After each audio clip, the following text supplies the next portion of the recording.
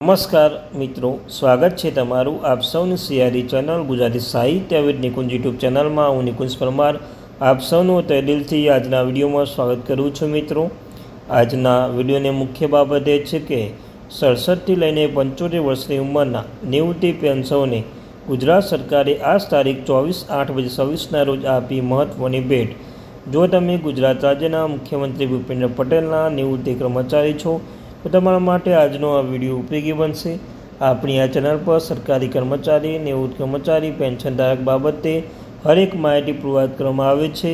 તો આપણી આ ચેનલને અવશ્ય સબસ્ક્રાઈબ કરવાનું ભૂલશો નહીં, વિડીયોને પણ લાઇક કરવાનું ભૂલશો નહીં. મિત્રો, તો ચાલો જાણીએ વિગતવાર માહિતી. તો સૌપ્રથમ વાત કરીએ કે 8મો પગાર પંચ હિસ્સેદારો પાસેથી સૂચના મેળવવા માટે સબમિશન બંધ કરી દીધા છે. 1 કરોડથી વધુ લાભાર્થીઓ પગાર વધારવાની રાહ જોઈ રહ્યા છે. ફિટમેન ફેક્ટર, પગાર, પેન્શન અને મોંઘવારી ભથ્થા પર ચર્ચા ચાલુ છે. મિત્રો, ત્યારબાદ 8મું કેન્દ્રીય પગાર પંચ સીપીસી તેના પરામર્શ તબક્કામાં છે, જેમાં જુલાઈ સુધીમાં પણ કર્મચારી પ્રતિનિધિઓ જૂથો, યુનિયન અને અન્ય હિસ્સેદારો તરફથી સૂચના અને ડેટા માટે સબમિશન બંધ કરી દીધા છે. મિત્રો, તેને શ્રમ પ્રતિનિધિત્વ અને જૂથો મંત્રાલય, પેન્શન સંસ્થાઓ અને કેન્દ્ર સરકારના સંગઠનો, સંસ્થાઓ, કર્મચારી સંગઠનો કે સંસ્થાઓ અન્ય સમાન હિસ્સેદારો પાસેથી ઇનપુટ માગ્યા હતા.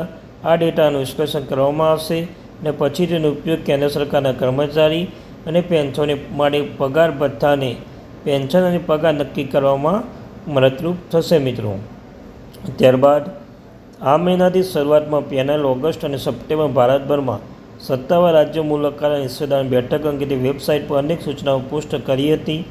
સૂચનાઓ અનુસાર દિલ્હી, ચેન્નાઈ, તમિલનાડુ, પાંડિચેરી કેન્દ્રશાસિત પ્રદેશો, ચંડીગઢ કેન્દ્રશાસિત પ્રદેશો, હરિયાણા, પંજાબ, હિમાચલ પ્રદેશ, જયપુર રાજસ્થાન અને મુંબઈ ભારતીય રેલવેમાં બેઠકનું આયોજન કરવામાં આવ્યું છે.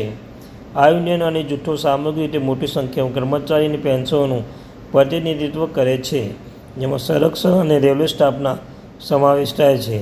અને બેઠકો મહત્વપૂર્ણ છે કારણ કે પ્રતિનિધિત્વ સાથેની ચર્ચાઓમાં કમિશનના વિચાર વિમર્શને આકાર આપવામાં મહત્વપૂર્ણ ભૂમિકા ભજવે તેવી અપેક્ષા છે. મિત્રો, ત્યારબાદ પગાર કેટલો વધારવાનો થવાનો અંદાજ છે?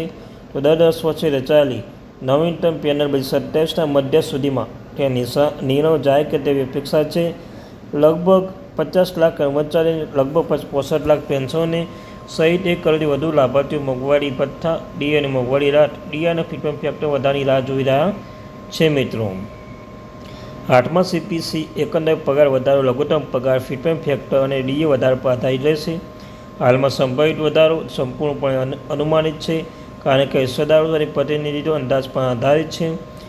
રુચિષ્ટ અંદાજ 8મું સીપીસી 20-30% પગાર વધારવાનું છે, જ્યારે મધ્યમ અંદાજ 8મું સીપીસી 30-50% પગાર વધારવાનું છે અને હાઈ એન્ડ અંદાજ 8મું સીપીસી 80%થી વધુ પગાર વધારવાનું માટે સૌથી વધુ ભલામણ કરાયેલા ફિટમેન ફેક્ટર પરિબળ ધ્યાન લેશે. મિત્રો, ત્યારબાદ ડીએમાં મૂળ પગાર સાથે મર્જર ફિટમેન પરિબળ મહત્વપૂર્ણ છે.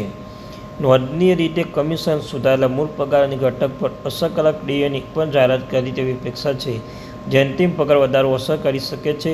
ડીએ મહત્વપૂર્ણ છે કારણ કે તે બોજગ્રસ્ત મધ્યમ વર્ગનો પરિવાર, ઓછી આવક ધરાવતા જૂથો અને સામાન્ય પગારદારો વ્યક્તિઓના માટે ફુગાવાની નિશ્ચિતતા દૂર કરવામાં મદદ કરશે.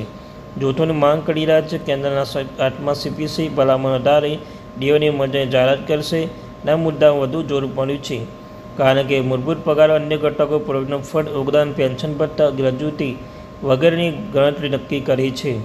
આમ ઉચ્ચ ડીએ અને સંગઠન દ્વારા મૂળભૂત પગારનો અર્થ એકંદર પગાર અને લિંક્ડ ભથ્થામાં વધારો થાય છે. મિત્રો, જ્યાં અંતમાં વાત કરી લઈએ કે જે ફિટમેન ફેક્ટર એક ગાણિતિક ગુણાંક છે જેનો ઉપયોગ પગાર પંચ દ્વારા કર્મચારીઓને પૂર્વ સુધાર મૂળભૂત પગાર ને નવા સુધારેલા મૂળભૂત પગારના માળખામાં રૂપાંતરિત કરવા માટે થાય છે.